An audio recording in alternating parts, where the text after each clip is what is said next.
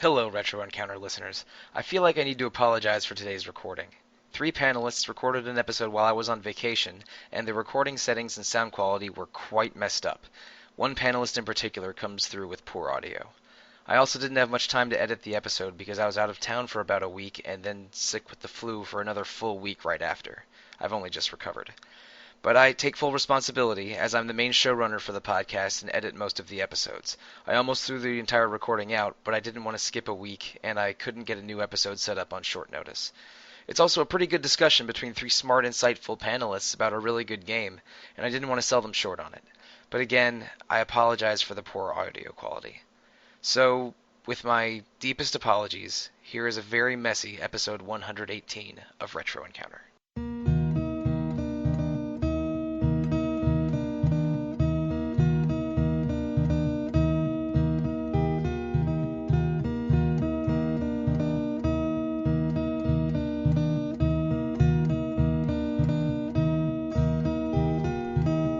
Hello, ladies and gentlemen, and welcome to another episode of Retro Encounter. I will be your host for today. My name is Christopher Gebauer, and I am being joined by Dong-hee Kim. Hello. And Rob Rogan. Hello. And we are here to talk about Undertale, a little indie gem from a couple years ago that the three of us have only just gotten around to playing. So this is episode 118, and we're doing Undertale. The RPG where you don't have to kill people. At least that's what the tagline told me, and I tried very hard to make sure that was the case. So guys, we were talking about this a little bit before we started, but what were your familiarities with this game? Had you tried it before, thought about it? Had you been caught up in the hype when this game seemed to take the world by storm back in 2015? I was definitely aware of it. It was one of the games that's on your wish list, on your Steam wish list for forever. Yeah, right. Before you buy it. And I remember Alana actually really talking it up after she had played it pretty recently. And this was the perfect opportunity for me to finally go ahead and splurge and pick it up. Yeah, totally. How about you, Dong-hee? For me it was, I mostly just read about it on all the Game of the Year lists in 2015. I picked it up during the many Steam sales, and it's kind of sort of just been sitting in my backlog since then. Yeah, it's kind of exactly what happened to me in a weird way. I picked it up. I don't think I mentioned this to you before, but it was like a year ago. There was a Steam sale, and I finally told myself I would play it, and of course didn't, because I'm a jerk when it comes to actually playing games on PC and Steam, unless it's PUBG. And for whatever reason, I really had to wait for, similar to what you said, Rob. I waited for Alana's review. I wanted to see if it would play well on specifically Vita, because I have a weird obsession with that handheld. And when I heard that the port was great, I just felt obligated to finally play it. And conveniently, this podcast came along, and I was like, oh wow, this matches up flawlessly. Why not take advantage of it? Right. And I got to say, I was really shocked, because personally I did play it on the Vita, and that game worked really well on a small screen. Did you guys play it on PC? Oh, well, yeah, I ended up, and I had to, it was kind of shocking at first, because the game starts up in this tiny, I'm pretty sure it's lower than 800 by 600 resolution box. Oh, really? Yeah, I was like, how do I get this to full screen? That's awesome. So, yeah. It's definitely works better on handheld, probably. Well, maybe. I mean, it doesn't even fit the full screen of the Vita. There's a little bit of a cutoff on the side, so I'm sure maybe actually, ironically, it is a little bit better there.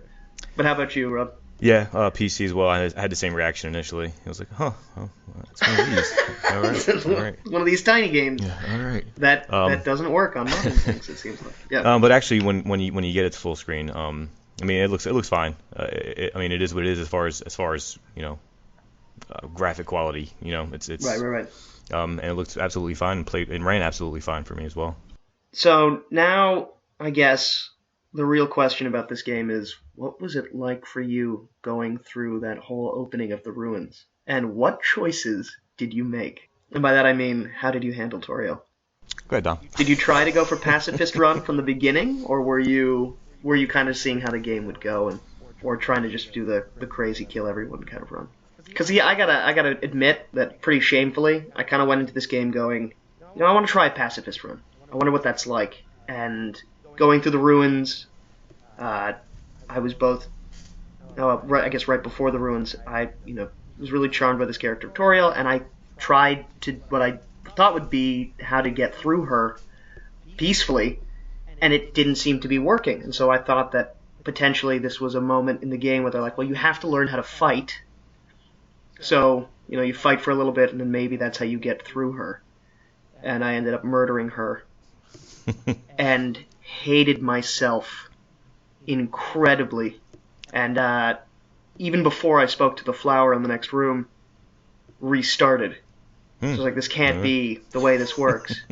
And then I learned very quickly that even after finally doing the pacifist approach to that boss, the flower knew that I had reloaded after killing her and chided me for that. And I was like, what the hell is happening?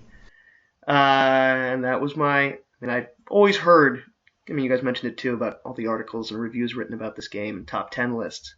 I knew it would do weird kind of subversions of how you expect an RPG, especially a light menu one like this, very much in that old school styling, but like an 8-bit aesthetic. I was not expecting that kind of meta commentary right from the get-go. Right. So I halfway was similar to you in that I was somewhat lost there. Whereas I had the same reaction. I was like, well, this must be, I must be meant to fight and win here. Right. It's part of the tutorial. It's the beginning of the game, right? But unlike you, I went through and I was like, well, it should be better from here. I shouldn't have to worry so much about it. Unfortunately, we'll probably get to it later on. Unfortunately, I didn't take the complete pacifist attitude throughout as soon as I started realizing I was getting XP and gaining levels, which I came to regret later on. But yeah, initially it was, well, this must be how you're supposed to kind of put your, dive in, get your feet wet. Unfortunately not, right? Well, yeah, the beauty of this game is you can do it however you want, which is kind of awesome. And I always feel like, especially with major RPGs that claim that they have a lot of choices and all the rest of it, there's always this feel of like, yeah, my actions are really affecting this world. And usually it ends up just being the old Mass Effect conundrum of it's just Paradigm or Renegade and a Paragon or Renegade, and that's it. And it doesn't really change the ending. It just makes you feel like you played it differently. Right. Whereas, yes. we're gonna flash forward just a tiny bit, but when you have that conversation with Sans at the end, and they break down level and love and experience, and you're just like, oh my god, yeah, you're like, oh man, I'm so screwed. What did I do? You're like, you guys saw that, huh? All right, kind of. Yeah, exactly. Reflect upon your actions. I'm terribly sorry. Yeah, it's like I'm a terrible, terrible, terrible person. I love that the first just walking out of the ruins when you get to the other side of the door, and I think it's the first bush.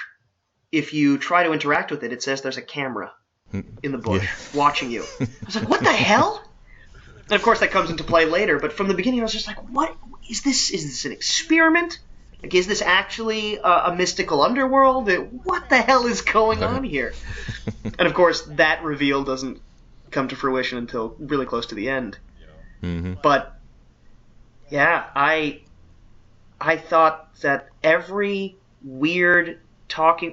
It sounds like you guys actually fought a lot of monsters. But did you try talking to any of them or trying to see how to disarm them? I'm doing that in air quotes, which of course is great for a podcast. But did you try disarming them with actions and seeing how that would play out? So I did a lot, actually, especially initially on. Okay. But embarrassingly, I started getting annoyed with it, right? So I just, I'm just going to knock these monsters out really quick and just kind of get through this. Interesting. Again, it was the getting to bosses, right? And realizing that to be more powerful seemed to make things a little easier. But therein is the rub, right? Because for the bosses, you don't really need to be more You don't powerful. need to. Yeah. So I really kind of came to a head for me at the end there when I realized all of the mistakes that I tragically made the entire way through the game. I mean, I wasn't Sure. killing everything, but at one point when you're trying to explore, the random encounters aren't too bad in this, right? The actual rate. Yeah, it's pretty friendly in comparison to the grind heavy games that I think most of us played in our childhood. Right. But at one point I was like, all right, let me just kill these guys here really quickly and just move on. And big mistake. So. Okay, because since I ended the game actually on level 1, so I'm going to be really curious to figure out how this all kind of played for you guys, because it's going to be so different from what I experienced. But for you, Donkey, were you killing everyone, or were you kind of getting through it quickly, kind of like what Rob was saying? For the first hour or so, the active button during the battle system basically didn't exist for me. Interesting. But like that was sort of just like my I guess that's sort of like just my ingrained behavior. Like, all right, I just have That's to why I'm curious, yeah. punch out these levels and get to the boss and then get by. And then and I thought, I was like, wait a second. This is the whole point of Undertale or one of the better ways to play Undertale is to just not to kill people. So after the first hour or so, after that I started tinkering around with the active button. But sometimes I just couldn't understand. Sometimes the enemies just wouldn't give you the mercy option. So I was just like, alright, I guess I'm just gonna have to kill you now. And that's one thing that kind of, because I died way more than I think the average player will in this game, because I was, for even just random encounters, I'd be like, okay, I think this is whatever act option I should use, and it's not working. And then I would get frustrated, didn't want to burn a healing item, and it would kill me. And I'd be like, okay, so I guess that was the wrong thing. Go to the next one, try something else out. And so they all became these mini puzzles. But what I do like is that every creature type, it's the same prompt that will, set up the mercy, the sparing. Right. And so once you know it, it then just becomes, okay, I need to, get to the mercy option for you. Do I trigger it right away, or do I wait until I stack up all 3 of the monsters I'm facing on screen, and then use the mercy option to eliminate them all, or is the hitbox area with your heart just is it too crazy with projectiles that I need to eliminate them one by one? Right. And in the end, this game ended up being a bullet hell, a non-combat bullet hell for me. Yeah, definitely. Or a minigame RPG without actual leveling, which is crazy. And I guess for the sake of people who maybe haven't played, what's really cool about Undertale is when your enemies take an action against you, attack you, your heart, your actual heart of your character, is in a box at the bottom of the screen, and you have to dodge the enemy's attacks to not take damage. So it's not a standard turn-based thing where it's I do my action and attack, or not attack, and then the other person or monster gets their action, and it's just attack, and depending on your stats, you take X amount of damage and hope for not for a critical kind of thing. It's actually a much more involved system where you can literally dodge the attacks. And I'm sure that there are people on the internet who've done speedruns where they've never taken a single bit of damage. But that whole mechanic, at first, it took me a while to kind of get into the bullet hell mindset and actually comfortably start adjusting to every encounter. I think about games like Cuphead more recently, where if you haven't played a bullet hell, or if it's not a genre you're very familiar with, there's a difference between I am trying to shoot something and then realizing that actually most of what you're trying to do is dodge and just hope your bullets are hitting. And that kind of switch, that whole gameplay style was not what I thought I was going to encounter coming into this. Which is stupid, because I've seen clips, I've seen how the game plays, hypothetically, from, again, plenty of articles and all the rest of it. But it still didn't register. And then the way they use that mechanic for a lot of humor, and they change it up with different bosses and all the rest of it. For me, a really fun one was the spider, Muffet. I thought that was a really cool one. That minigame. Frustrating. And it was crazy, and I loved it, because it was just so different. And then the way in that fight, just like against Undyne, how the heart color change, or even with Papyrus and how that will change how the game plays. I was pleasantly surprised. I mean, again, you kind of know going into it, but then you really don't doesn't really hit you until you're actually playing it.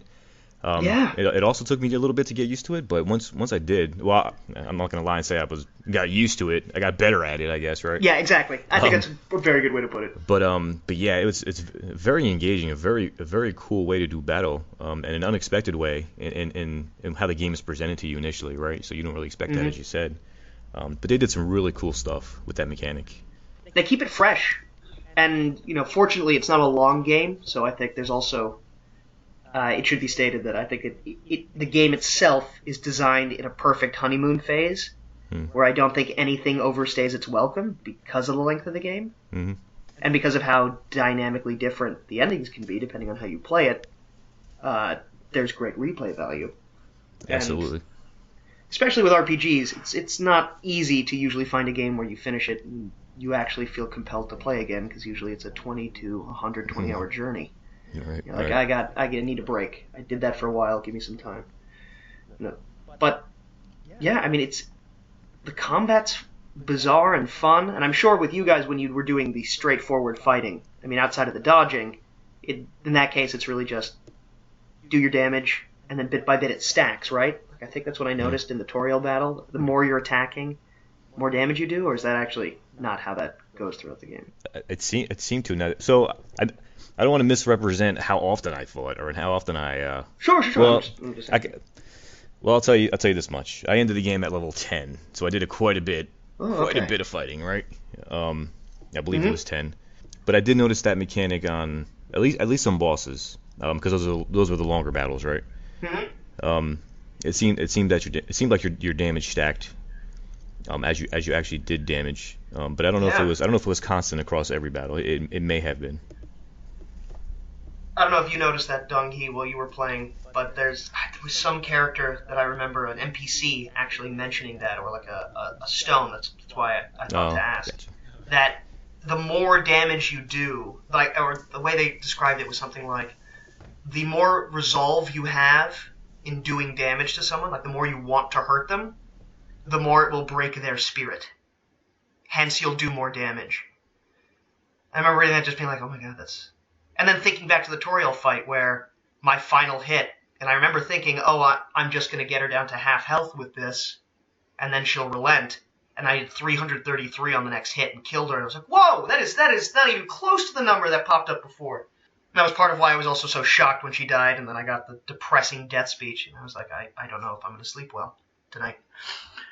But it's so interesting how almost every little bizarre mechanic and thing actually has a relevance to the world building of this very crazy little magical place. Like I love how it seems like everything adds in. Yeah, and it does a great job of kind of self-referencing too, right? Later on in the game, where they'll revisit something little, something small, but you'll remember it and it'll just give you a chuckle, It's I know this so this word is used a lot for particularly indie games, right?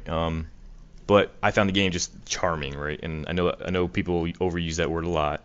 But this is a game I think that it fits. Yeah, everything about it, right? It just from start to end, fully enjoyed the game, fully immersed actually, which is kind of amazing for like an 8-bit spritey game, right? Yeah. But completely immersed in it, and the story and the characters, really.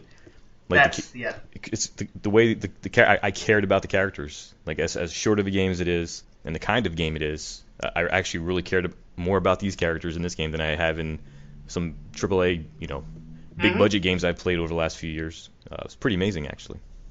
Yeah. Speaking of which, are there any moments or interactions or characters that, whether it was from the word go or just how it all progressed, you were like, this guy or this girl is the best? Or like this whole scenario is just amazing. Sad. Okay, so for you, a big one, yeah. I really like Metric later on. Yes. Okay. Totally. I have to say, sorry to just quickly interrupt, just to piggyback on that, I had to make a note of it when it happened, and I usually don't make notes when doing games for the podcast, but there were so many little things that I was like, wow, that's just brilliant. And the first one of the first ones for me was the first cut to Sans for him to wink at the camera with the bottom tish when he says, I've been doing a skeleton of work, and then it zooms in on him, he winks and zooms out, and I legitimately half dropped my handheld and just started laughing, going, "Oh, I'm gonna love this game. Like I know I'm gonna love this game," because they just are having way too much fun with the fact that it's bizarrely absurd. Yeah, I felt the same way in that moment. Actually, now that you mention it, yeah, it's definitely a I really think I'm gonna like this game. I think it's gonna be a good time. But I think there's so many great characters, but I think Papyrus is probably at the top of my list. He's just he's so overconfident, right? At the same time, so terrible, and supposedly so evil, but so nice, right?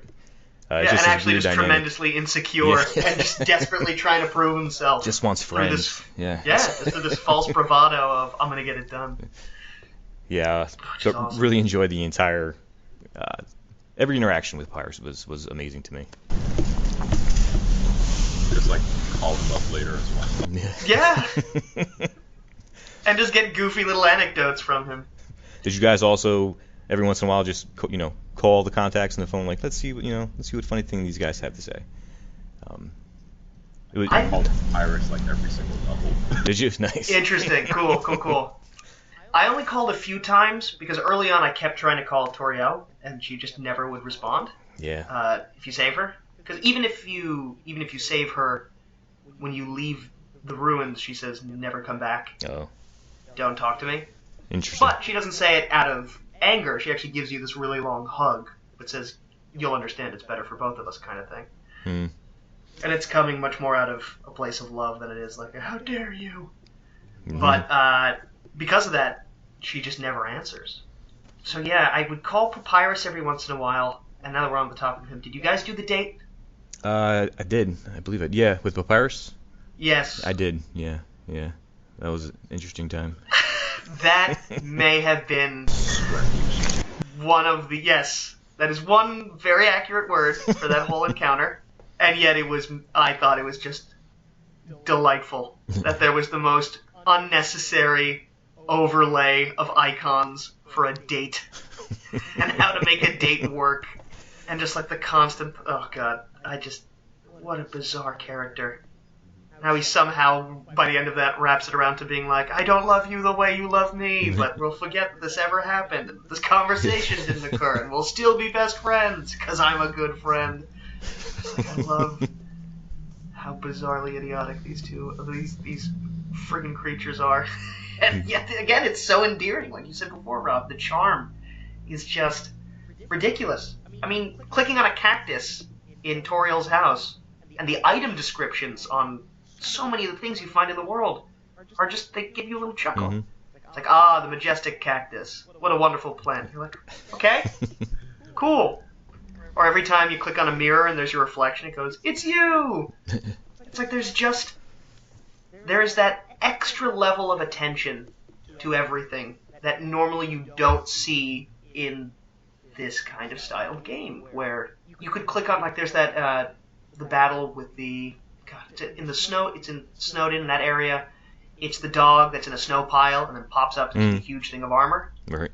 But you can click on every one of those snow puffs, and it has a different description of eventually ending up by telling you it's a snow puff. You're like, oh my god, and this one is another snow puff. Oh, but this one, yeah, it's a snow puff. It could have been the same line for every one of them, because that would totally make sense. It's the same line. It's the same thing that you're running into, just in a different part of this, drawn-out map. And yet, to have a completely different tag for each one, it just makes it seem like such a fun place to explore, even if it really is just a friggin' snow mound. All of a sudden, you want to see, like, what's next. Even, like, with interacting with stuff in your inventory, it was like, because at some point, like, did you pick up the dog residue? Yes, yeah, I did get the dog residue. Like, I did a little bit of gold grinding with that, and then like every time I dropped the dog residue from like the extra dog residue from inventory, it was pretty funny when it was like you drop the dog residue from the inventory like the piece of trash it is. It said that? Oh, I didn't know. That's amazing. Yeah, I was like, it was pretty fun. I thought I imagined it, and I kind of still do to this day. I can't remember exactly where it was. It was sort of in like the waterfall-y area where you go to pick something up, an item. It's like a secret room or something, and you go to pick. Oh yeah, yeah, that orb, right? Yeah, you go to pick up artifact? the orb, and you're like, well, you can't pick it up when you have this dog. It's something, I forget what it was, in your inventory. I'm like, I don't have that in my inventory. Yeah. Oh, well, there it is. Yeah. All right. Interesting. Like just little things like that, you know. Did you click on that dog to let him go? See what happens? I didn't actually. Okay, so I'm sure that this is what you have to do. So you can't pick up that orb, that secret orb. So I think from the piano that you have to play that piano tune. Right. And then you go through, and yeah, it says like if you want to pick up this red orb, oh you can't because your inventory's full due to a dog or something like that. I was like, what? Like you, Rob. I was like, what the hell? What dog? It's like I have pet dogs, but I don't have a dog. And then I went in, and it said, it's like something dog. Might have said disposable dog, but it said something dog, and I clicked use. And then all of a sudden, it goes back to where you're standing, out of the menu, and a dog just pops out of you, runs over, steals the orb, and leaves. And that's it. And then what you're left with is dog residue. Yeah, the dog residue. I couldn't figure out what it was for, except just a joke of it's just wasting more inventory space because you had a dog. And so to hear, was it useful for gold, Donkey? Is that how it works? Yeah, there's a merchant later on who actually buys the stuff in your inventory, and then since stock residue is basically just infinite items, you can just sell it to him. No way. Is that in the Temi village? Yeah. Occasionally drops dog salad, which is like complete it's just a slot machine healing item. It made for some very interesting. Just relax on dog salad. I didn't see any of this. I love it. Oh, that's so cool. By the way, because Donkey clearly found it, did you find the Temi village, Rob? I did, but it was more towards the end. And I forget what made me want to revisit it. I think it was like in my notes or something. I was like, where the heck is this? Oh, you know what it was? Yeah. It was the I think it was the River Styx guy. Yes. Right? And I was like, what is this place? What is this magical place? Yeah. But they kept talking about it every time I try to sell something to somebody, right? And they're like, we don't do that here. Yeah. Yeah. You gotta go to that place. Yeah. But I did end up finding it, and it was a very interesting place. Very bizarre place with one outstanding joke. That everyone's name is Temi, except for one of them. And his name is Bob. Just cuz. Just cuz. Because why not? Look like a Bob.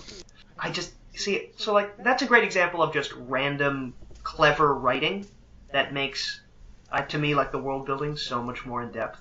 This whole dog residue thing, I had no idea that you could just keep selling it, or that you would get dog salad. I never came across any of that. I don't know if this happened for you, because this is kind of similar with just random items and how hilariously weird it is. Did you get the instant noodles from, oh god, what's her name? The lizard scientist monster. Yeah, from her fridge in her lab. Yep. The instant noodles. I think so, yeah. Did you try using them in battle? Yes. I did not. Amazing. So it's called instant noodles. And to me, this is a great ribbing of so many other games that have, I think of FF15 as an obvious one. It's like, cup noodles or whatever the heck, being items that they're claiming. It's like, it takes only 2 seconds to prepare. It's instant noodles. But the reality is, of course, to make noodles like that, it takes time. You got to heat water and all the rest of it. So in Undertale, you use instant noodles in battle, and it goes through the whole process of a ton of scrolling, of preparing noodles, boiling water, or getting water, putting it in the microwave for 4 minutes, and then 3 minutes, and then 2 minutes, and then you finally eat it, and it gives you like 3 health. Oh man. Amazing. And I died in that boss fight, and I was laughing, and I was so happy. I thought it was the greatest thing. That's the kind of attention to detail that to me makes this so special, because like we've said already a few times now, if you're just looking at the aesthetic and the art style and what they're trying to do there, it seems very simple, the palette is very limited, and yet, because of all these little things, because of all these wonderful tiny moments, they all stack together and it really, to me, it's like outside of maybe the Souls series and whatnot, I'm not that interested in healing items and their lore or whatever whatever little thing comes out of them. And yet with this game, I'm almost trying healing items that I might need in a boss fight because I actually want to know if there's going to be a gag Right. or try to figure out if there's something weird by having this. It really shocked me, the depth in this game. And it's not depth of combat, it's just depth of really creative talent. I mean, Right. it's all one person, Toby Fox, and the soundtrack's great. I mean, it's just nuts. Yeah, and I think one of the great things is like recently, I think that like breaking the fourth wall and like meta humor and stuff. I think that recently that's been like a bit overdone in games. Definitely seen more and more of it. Yeah, and like I've started to come to like actively dislike when games rely on like super meta commentary as Sure. as their like main plot twist later on. But I feel like for Undertale, for some reason, like I thought it was like pretty well implemented. And Yeah. I never really felt like it was just like, oh, it's just for like shock value. It's like stuff that's been, it's like it builds towards it's like breaking the fourth wall and all that meta commentary and stuff, which I thought was pretty neat, especially given that this game came out like well before this whole it's that kind of writing. Yeah, before it hit the zeitgeist and very much has become a much more common thing. Going off that, I think that now that we're going to overuse the term and people will be like, stop saying meta. But what's interesting to me about when you're trying to kind of play the audience like that and be self-referential and the rest of it, it really needs a deft hand to make it work. And unfortunately, this is going to sound much worse than I intended to, but for the most part, not everyone's a great writer or a very creative writer when it comes to scenario building and all the rest of it. And I think, unfortunately, that even if the right intentions are behind it, it's not always easy to be able to pull off that kind of layered commentary or layered observation or self-referential observation. Right. The two games that I think recently have done it the best, I would say, is Undertale and especially the South Park Stick of Truth. Mm-hmm. Because those are two games that, in very different ways, aren't just breaking the fourth wall verbally, but they do a great job of implementing mechanics, so actual gameplay mechanics that make fun of video games or undermine tropes of video games. Like the big one in South Park Stick of Truth, and hopefully just even referencing this doesn't give us the explicit label for this podcast, but I don't know if either of you played it, but there's a alien spaceship scene, and Randy is being probed continually. And there are mini games to save him from this fate. And as you're doing these button prompt mini games, it's actually very easy the first few times you do it. And then out of nowhere, instead of just going, if it's on PlayStation, square, circle, X, triangle, all of a sudden it asks you for 100 button prompts within 4 seconds. And of course it's impossible to do. And it's set up to just force fail you into seeing Randy get tortured a little bit. But it's one of those goofy things of like, okay, they're actually playing with the mechanics of the game for humor, which is not an easy thing to do. No. Or like the kids playing in the street and then a car comes by and they have to stop because they're kids playing a game. And even if they're pretending they're superheroes or wizards and dragon slayers at the same time, they're kids playing a game, so a car would kill them. Get out of the way of a car. It's like that. There's so much of that kind of stuff in Undertale. I mean, the obvious one we referenced before is the Sans explaining and judging you for your experience and levels. Again, those listening, I did air quotes there. Very, very, very good. But how it turns out to be love, and then you think, oh, so leveling is love. Oh, but love means that I've been executing. Execution points for experience, and their acronym for love is actually, I can't remember what it is right now, but it's Level of violence. Yeah, thank you, level of yeah. violence, exactly. That's when you wince. You're like, should have yeah, saw you're that like, coming. oh, Yeah. Yeah, right? Now, what's funny is, I don't know, I'm sure you guys got a different line, is having not killed anyone at that point, he said, and so you have no love and yet are full of love for it, if that makes any sense. And I was like, oh, this is kind of clever. There you go, play with your little mechanics. But yeah, I love that they could play off self-referential humor and nods to the audience and subversions of mechanics and expectations, like you said before, Dom. It's like, look, at the end of the day, I've played RPGs. I'm supposed to grind. That's just what you do. And so, I think it's really cool that it even hit that point for you. You're like, I know that this isn't 100% what this game is about. Like, I should try this. Try acting and trying to figure out how to deal with these monsters, because at the end of the day, even if it's what you're almost programmed to do, because we've done it so many times before, the game doesn't make it feel good when you kill things. Yeah. And I'm sure, again, I don't know because I didn't kill a lot of the bosses, or any of them, but I'm sure the dialogue is probably kind of rough, purposefully, to make you feel bad. At least it was when I killed Toriel. Sufficiently like, oh bad. Yeah, I remember. I can't remember the exact wording, but I think the one that stuck out to me was the two dogs, right? The two. I can't remember their names. They're like the executioner dogs. Yeah. And I don't remember the exact wording, but what Sans, but made me feel the worst. I think I was like, man, really? Like they had dreams or something. It was just the most depressing thing. I was like, wow. Because I think I killed them, Toriel, and I think Undyne. I think those are the only ones that I actually ended up. Oh, interesting. Killing. Okay. Yeah. So I didn't do, after the fact, I started researching some of the different endings and game or playthroughs and all that. So I ended up getting the neutral ending, like one of the neutral endings. I guess there's a ton of them. Right. And it sounds like you guys probably got both. Oh, you both probably got neutral endings. Is that? Well, yeah, I got neutral. You got neutral. Okay.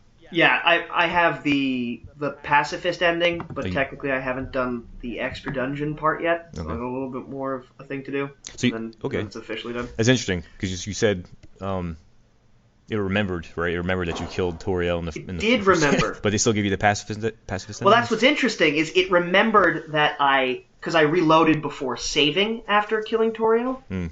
So he goes, "Oh, so you reloaded." Basically, I'm oversimplifying. It's actually a little bit more clever than this. But to paraphrase, he basically says, "Oh, I know what you did. See, normally I have the ability to save, but you've taken it from me. You think that I was about to swear. You think that stuff goes unnoticed?" And it was just a comment of like, "Yeah, I get it. You felt bad. You're trying to fix it, you jerk.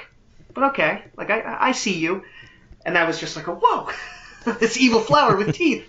It was really scary. Screw you, Flowey. So what did you? So I think the reason I was bringing that up is kind of get back into that the meta talk, right? At for the neutral ending anyway, the Flowey fight at the end involving save states, right? That was, I'm not sure if did you got the same thing with the pacifist ending? I did. That is one of the most insane things that I've ever experienced, right? And but it was so simple. So I'm curious. Yeah. I'm curious how it worked on the. You said you played it on the Vita, right, Chris? I did. So I'm curious because on the PC, when the game exits, it completely crashes, right? It completely exited out at the end of that. Mm-hmm. How did that work? Did it completely do the same thing with the Vita, or did you get bumped to the title screen, or how did that? You know what I'm referencing?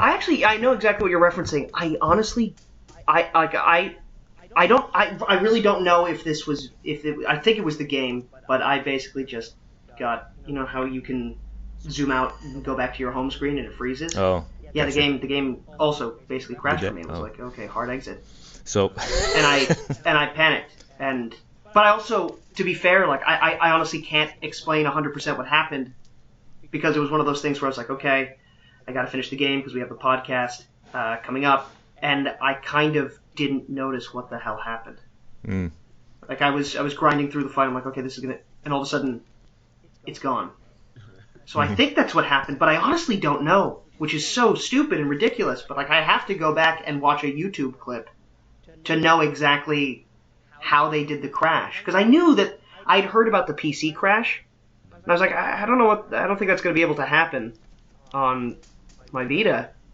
And then all of a sudden, I'm like, I wasn't playing. But I don't know. But I honestly don't know if that was. And I'm sure it was purposeful, but I missed it. Like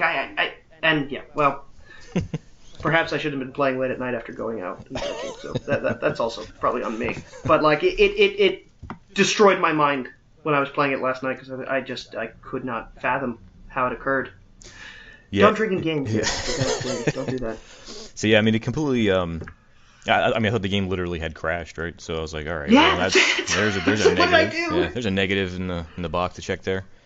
But when you start it up, it kind of reloads with Flowey saying, the whole save thing. So I always reference. So for me personally, when games get kind of meta and sort of interactive with how the mechanics of the game itself work, right? I always my reference it may date me a little bit, but I always think back to the first Metal Gear Solid, right? Oh, totally. The what is it, Psycho Mantis fight? Yeah, yeah. Where it just tripped me out. I was like, what is happening right now? Yeah. That's a mind-bending moment when I played that as a kid. Oh, I'm with you. That destroyed what I thought games could do. Right. It blew my mind back then, and when stuff like that happens, so like it happened with Undertale here at the end of the game with that boss fight and the save states and kind of just messing with you basically, kind of gives you a little chuckle, kind of a reference back to that for me personally. Yeah. And I really enjoy that kind of stuff, Well, and I think, and then Dom here, I want to hear what you have to say on this too, because I unfortunately talk too much. But it's interesting because by referencing Metal Gear Solid, kind of what Dom he said before about how you're seeing a lot more meta commentary because it had an effect in games like an Undertale, so people, I think, see that as now it's a viable option, let's try and do it too. But you referenced a game that came out in '98, which means that that's a game that when it successfully did that weird thing, it was so shocking and so cool that it stayed with you. And that is still your benchmark. It is for me too. Both the mix of him reading the memory card and then the whole thing of switching controller ports is still one of the most, in terms of expectation versus reality of how it played out and what you think is going to happen in a game versus how it actually unfurls. I like that I could not stop talking to people about that in Metal Gear Solid for way too long back in '98. I mean, I probably was still talking about that fight until, the early 2000s with PS2. I was just like, that was the coolest thing ever. Because I didn't have really any other Konami games, so I just thought it was the whole controller swapping thing. And then I remember going to a friend's house when they were playing it, and they played Symphony of the Night, and it makes a reference to that. Mm-hmm. I was like, how does he know? Granted, I was 8 years old, so my mind being blown was, not exactly a hard thing, but it was still just like, what is going on? And that's not easy to do in games, especially with the lineage that we now have of how much is out there, how much really creative stuff is out there. I mean, it amazes me that every year there are still games that surprise, whether it be through mechanics or plot and all the rest of it. And yeah, in many ways we're still in a very nascent form of the industry, but at the same time, a lot has been done. I mean, there's so many games that come out every year now that when something really shocks you in that way, it's memorable. And I think that's why people, when this game came out, even, that's 2 years ago, and people still love it, but with Undertale, there was so much talk about this may be one of the greatest games of all time. I don't know if I would call it that, but I think it's this wonderful timepiece that wouldn't be as interesting if it came out 20 years ago. It requires so many years of previous game development and design to have existed for a lot of its, not the character charm, but a lot of its mechanic and how it screws with you, like what we're talking about with these meta choices. Those all work because there's an understanding of how a game like this should play. Right. That isn't new. It's not even 5 years old. It's what, 30, 40 years now? Or, going back to early turn-based RPGs and all the rest of it, and your wizardries and blah, blah, blah. Even text-based games. Like, there is an understanding of how this loop should progress. And this game, as you guys both experienced, and then I want to know how, with the game crash and all the rest of it, how your final boss ending moments occurred. But, like, that whole thing is an exact FU to what you're used to. And that's the whole ending with Sans and being judged. Is like everything that you expect a game like this to play, we are now going to penalize you for it. Mm-hmm. Because why not? It's not the world that you're used to. We're in the underground. We're in a weird monster world. It's not what you expect. And yeah, it's not easy to do, like you said, and I'm with you with that on that one, Rob. But 98 is that Metal Gear Solid boss fight is still the pinnacle to me in my mind of expectations being destroyed. You know, some people will say Metal Gear Solid 2 with that ending, but that's just dialogue. It's not really something you're doing. Whereas in Undertale and in that Metal Gear Solid moment, I think the fact that it's also you physically having to do something, as in the game crashing on you or having to move that controller into the second controller slot. Right. All that stuff was weird. Or like finding even Meryl's codec number. Yeah. And if you ask the colonel, he says, "Oh, it's on the back of the box." Yeah. If someone downloads that game now, that joke doesn't work. Man, you have to actually look it up. I actually forgot about that now until you mentioned it. That won't happen again. Yeah, exactly. Like you can't assume people are going to get a disc anymore. The freaks like me, we still do, but that's not a norm. That's not you can get things digitally, so that joke will not, or that moment cannot be done in that way. But yeah, it's kind of crazy to think that it's, for as much as the industry does ape and copy what works, it goes to show that really talented storytelling is still very hard to do. No matter, even if you have the perfect science of, I need X much combat, X much this, and a little bit of Y here, and that'll make the perfect game. Yeah, it works on paper, but you still need the right hands to make it happen. Yeah, the thing that actually the game that Undertale reminded me a lot of was it's like how it like turns on the player is BioShock. With BioShock, where they're like, would you kindly is actually been like sort of like subliminal messaging and stuff like that. And like when Undertale turns around and it's like, oh, love is actually level of violence, and EXP is execution points. Yeah. And then even picking terrible. Yeah. And also it's like BioShock is also a great example because that's a game that came around at a time when everyone's using cutscenes for major storytelling. Yeah. And all of a sudden it's basically a game where you're playing in the cutscenes. Even if it's limited movement, it never cuts away except for the ending and that opening. So and then everyone tried to copy that for a while to limited success, and now, a lot of people have found a middle ground or have an idea of what they want to do. A lot of it's processing power and blah, blah, blah, but still, that established a trend because it was very much one of those firsts of, no, keep playing.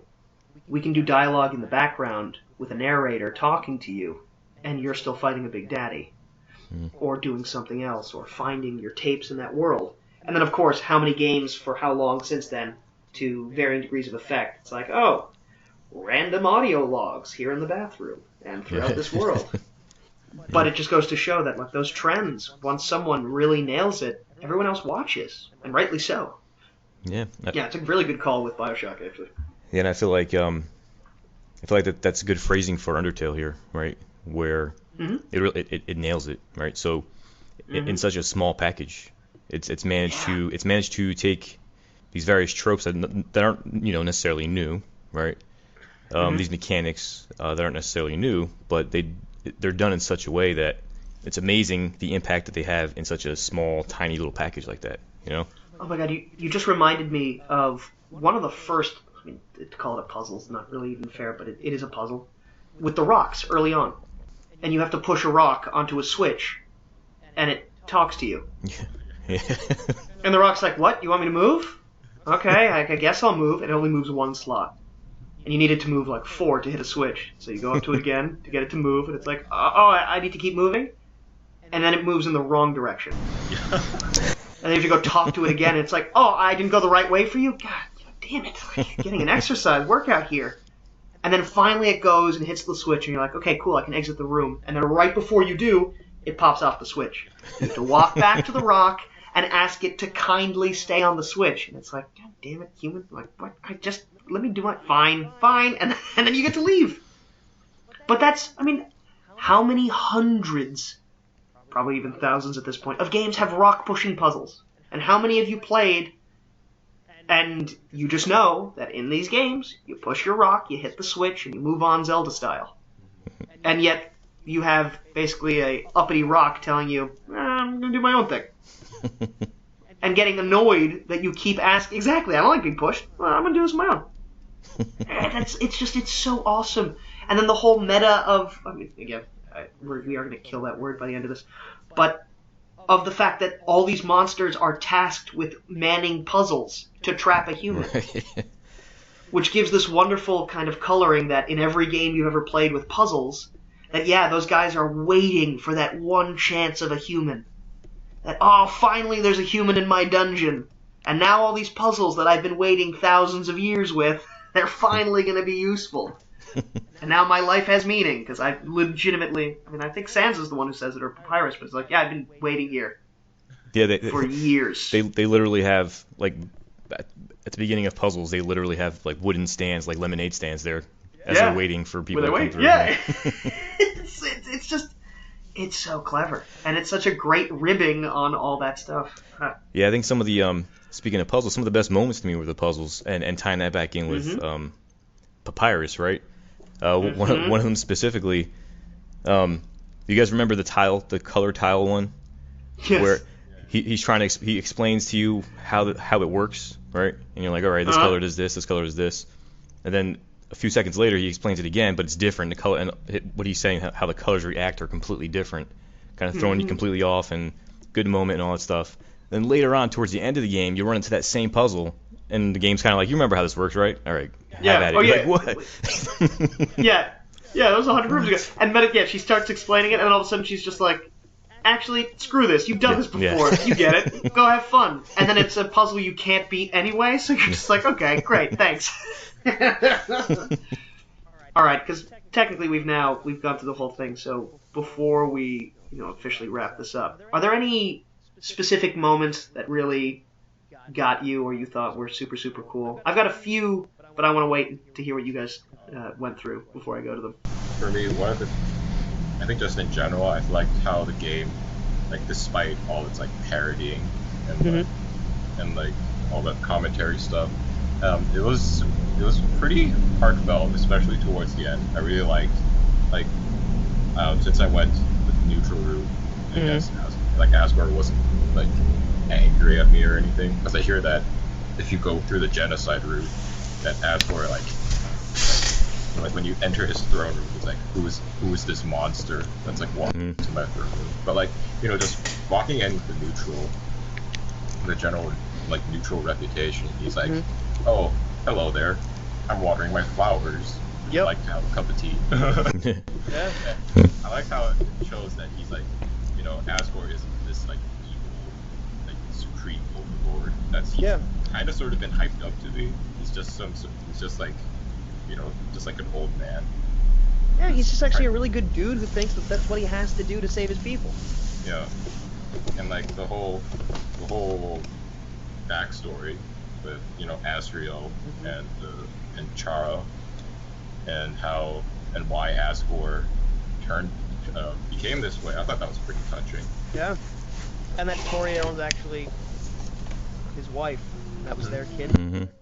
And that's why she's there at the beginning in that parallel version of the other home, because she's just like, I know why my husband's doing this, but I don't want it to happen. And the whole tending to the flowers and how their kid did that first, and that's why she's, super, I mean, it's incredibly touching. It's, God, sorry, I don't want to get too emotional and gush too much, but it's so smart. And again, after so much fun and goofiness in the game, then it's like, no, let's actually make this very real for you. And then go have fun in a final fight. And the guy, I don't know if you had some of this dialogue, but going into that fight with Asgore, he's actually saying, I really don't want to do this, but I have to. I think we probably had similar dialogue. Yeah. And he just was your mercy at the beginning of the fight. Yeah, which is so cool. And it's just like, nope, you got to do your thing, have fun with it. How about you, Rob? Are there any specific moments before I start listing off some goofy things that made me happy? Well, Don kind of stole mine there. There are so many highlights in this game, really, right? Of course. But to kind of build on, or maybe add to Dongs and what you guys have just been talking about here, the way they did it, right? So, as you're approaching the final area, the way they did it with the kind of sort of flashbacky type sequences with it's just with text, obviously, right? But at that moment, at least for me, it adds just so much depth to everything else, right? So up to that point, you're kind of getting familiar with the world, sort of getting familiar with how it works, a little bit of the backstory, but then all at once, towards the end of the game, all this detail, all this background is added, and it just adds that just tremendous depth to just the world in general, right? It's definitely a heartfelt, tugging at the heartstrings kind of moment as you're heading to who knows what. Expect certain doom, probably is what I expected. But I thought it was a probably, if not the highlight of the game itself. Certainly one of the highlights. And that final boss fight, that was the craziest thing. And completely impossible. Yeah. Completely impossible. And how about the fact that because we did neutral and pacifist, none of us even had to deal with the Megalovania finish. I know if you do the evil run, you kill everything. I guess it's Asgore who turns into it? I don't know because I didn't actually check it out. But the famous track from this game that everyone loved, Megalovania, is a track that only plays during that final boss fight of the evil ending. And it's an awesome track. If you haven't heard it, really go hear it. It's the best. It's the most awesome song in the game, but it's apparently a borderline impossible boss fight because he killed everyone, and it's basically just this torturous thing that you can beat, but it's clearly punishing you for being such a demon. I mean, even and thankfully none of us actually came into contact with it, because I've heard stories where it's just like you want to scream during that fight. It's just so hard. People suggest it's like no, just watch the YouTube thing. Play the game the way you want to, and then just watch it on YouTube. If you go the ultimate genocide route, that it permanently changes every single ending you get after that. Even if you go pacifist. Really? Yeah. Oh, that's so smart. And even if you apparently do the true reset thing, the game still remembers that you killed everyone that one run. Yeah. Did you guys, when you fought the two royal guards, the ones that block off the elevator and then you have to fight them later, did you kill them or did you talk to them? I don't remember. Okay, then you maybe killed them, because if you talk to them, it's a very hilariously wonderful encounter. You have to shine it's number 2's armor, because number 1, his armor is already super shiny. And as you shine the second guy's armor, it takes 2 times. It's now taking off the dirt, so he's getting cooked from the heat in Hotland, from the lava. So he has to take off his breastplate. And then his compatriot, number 1, starts sweating bullets because he's seeing his friend half naked. And the mercy option comes about because he tells the guy that he can't take it anymore and that he really likes him. And would he maybe be interested in, I don't know if you'd be into this, bro, but bro, if you'd like, we could get ice cream or something. And then he gets super nervous and he's like, no, but just kidding, bro, I got you. Ha ha ha ha ha. And then number 2 very quietly goes, I would like that. No. And then all of a sudden they're staring longingly in each other's eyes, and then you can finally do the mercy option to walk away. No, I definitely did not get that scene. So I remember the fight though. But isn't that amazingly weird? I remember an encounter like that. I remember the armor and shining. Was that one where you were able to get some healing stuff from that one as well? I can't remember. Well, some of the fights. Yeah, I think you so. You do some actions and you get some healing stuff. Yeah, and you can get some healing by doing that in the minigame thing of hitting green projectiles and stuff. Yeah, totally, exactly. I think I may have run out of patience on that one and just killed him. Totally, but that's what's interesting is that to your point from when we started this whole thing, it's like it's easy to get impatient with a lot of those mechanics because you're just like, I know I can kill you and move on, and it's going to give me experience, so why not? But the fact that so many little weird story elements can pop up or dialogue options can occur from how you act, it then gives it a payoff that's not just, okay, cool, I didn't kill them. Like even the writing for, God, I can't remember what it was called, like the Sunder King or whatever the plane is that also, it's a monster that you encounter in the Hotland towards the end, and it looks like a jet airliner that has some weird face on it. And it's like slowly trying to creep up to you, and it's like giggling, and it just wants to touch you, and so you can get close to it without touching it, and then it's like, oh my god! And then the mini game is now touching its aura, basically, which is green, and you do it enough, and then it basically overheats from close contact, and then runs away. Yeah. It's like, so all of a sudden there's these weird story elements that kind of come about from all these monsters and how you interact with them. Like the little lava volcano guy, he thinks that his lava heals. So, apparently he's just a really loving guy that doesn't realize he's killing you. And so the act that you have to do is hug him, and then he gets so overwhelmed with love that once you survive the next bit, you can leave. But when you overwhelm him with love, he's actually trying to kill you. He just thinks, according to the lore that they have in one line, he doesn't realize it. Like, it's just so delightfully absurd. Yeah. But that Royal Guard bromance may have been one of my favorite just random moments of, oh my god, I thought this was just going to be an encounter, and now there's this delightful story element. And then right before you enter the core, you see the nice cream guy, and if you spared those two knights, they're standing right beside because they just got their nice cream together and they're having their date. And if you talk to them, they go, "Oh, we're too busy to fight you right now. Don't worry about it, bro." And if you talk to the nice cream guy, he's like, "I'm out of ice cream. Finally, someone else bought my stuff other than you. So sorry, but I can give you a smile." And you're like, "Thanks, I wanted the feeling that, you jerk." But again, I was so impressed, and the fact that it's a short game. It's like I'm now very interested in playing it again, and it's a game that I feel like you could. It wouldn't be hard. Like I always tell myself, this is me personally, that I love a certain game. I'm gonna play it in like a year. I'm gonna play it again, and I do with some. But per your laugh, very accurately, it's like that rarely ever happens because games, a lot of them take a long time, especially if we're talking about mostly RPGs. Yep. So it's not easy to do, but it really hits that sweet spot of. Not too long, not too short, and enough variance and interesting stuff going on that I really want to see different dialogue options, see different things.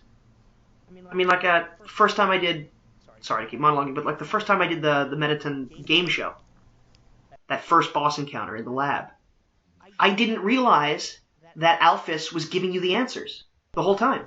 Like, I didn't notice that at all. And then it was only after I died in a random encounter afterwards, because I forgot to save and heal up, and I had 1 health when that quiz show ended the first time. I then go through and I was like, ugh, okay. It's these questions that I, like the one with all the ends that he adds to the end of his name and that stuff. I'm like, I don't know what I have to do. And then I start noticing that I'm being given the answers. I was like, oh my god, that's awesome. That's so cool. And then it ties in plot-wise when you later find out that, Alphys was programming Mediton to do all this stuff so that she could kind of earn herself a friend and hopefully convince you not to leave. And you're just like, oh my god, that's so clever. It's so weirdly touching, and now you feel bad for this scientist who just clearly is desperate for a friend, just like Papyrus was, but in a different way. And even with Undyne, I know you killed him, Rob, but in my fight, you escape, I escaped, and you just have her keep chasing you. And then the kid that was following you and trying to see Undyne as well, basically gets in the way. You save him, and she's very confused, and then keeps chasing after you, overheats. You give her a glass of water to revive her in her armor, and then she just stares at you and very quietly walks away because she doesn't know how to deal with it. Because you just saved her. And there's so much character in that moment in terms of development of what the dialogue you were getting during the fight, and then that moment of just like, The person I'm trying to kill is the person who saved me. And even though my only purpose is to get this seventh soul for Asgore, it's like I honestly, even as that is my only purpose, I clearly can't make that choice because of this act of kindness. And there's no dialogue, she just walks away. But it was that wonderful thing of good storytelling. It says everything it needs to, and it's a 3-second moment. And then you just keep going. And the earnestness of that sprite that you're playing the whole time, and how, people talk to you and you just have that dumb look on your face the whole time. Like, I think that actually helps play into a lot of that humor and charm. Is that these people keep pouring out their souls to your sprite, and you just look at them with that dumb face. And it's just like, it's so good. It's so ridiculous. So I have a feeling that we all liked this game. Absolutely. As a matter of fact, I immediately, like, as soon as I finished it, I started telling people who I knew hadn't played it yet, get this game now. Just go and get it. I know. Yeah. I've started doing that too. And of course, a lot of people are laughing at me like, dude, we did this 2 years ago. Go away. And I'm like, nah, man, you don't understand. Like, no, we do. We did this 2 years ago. Stop talking. It's like, no, but okay, sorry. I'm late to this party. It's been pretty cool to finally get through this. And I gotta say, at least, like I said, playing it on Vita, that port, that 2-4-play or 4-2-play, whatever, that wonderful group out of Japan, they did such an amazing job with the port. And the added shrine thing of the dog shrine is apparently a specific thing to the Sony port that I didn't actually see, but I've seen it in a YouTube clip, and it's the funniest trolling I think I've ever seen. So it's worth checking out. It's a dog shrine. I don't know where it is, and it might be where the orb was. It might just set up shop and you have to visit it later. But basically you keep going back, and I think you donate to the shrine money, and each time there's more things in the shrine every time you come back. And then eventually you spend God knows how much money to fully kit out the shrine, and there's no reward. So it's just a giant trolling. Maybe there's a trophy attached to it. I don't remember that part, but there's legitimately no reward. Sounds about right. It's just like an added half hour of, this is special content in this version of the game. Yeah, it's getting you nothing. It's just a gag. It's just one giant gag, which I think is friggin' hilarious. But yeah, so people, play Undertale. Take it from us, the non-expert experts, but seriously, play Undertale. It's just a fantastic game. And check out Alana's review, because since... What I think is really great about her review is, since it was after the original hype of the game, I think it is a very, very honest portrayal of still how great that game is. Mm-hmm. Whereas when it came out, I think one of the reasons why I was a little turned off was just the praise was so effusive and so strong that it felt like, okay, there's a little bit of the hype train here, I'll give it some space. But then when I read her review, and I was like, oh, no, clearly 2 years later, still just as tremendous. It's really special. It is all that everyone says this game is and more. So yeah, this was episode 118. Thank you so much for sticking with us. Just a little bit of housekeeping for what's coming up next. Our next week's episode is going to be Chroma Squad, and we have Valkyrie Profile for February's game. We have a couple of bonus episodes coming in February as well. They're for animal lovers, so for anyone out there who loves their animals, get excited for those. Not going to tell you what they are, just know that is a theme. Yay themes, and yay animals. You can always email us at retro@rpgfan.com with questions, concerns. If you hate me and never want to hear my voice again, you just let me know.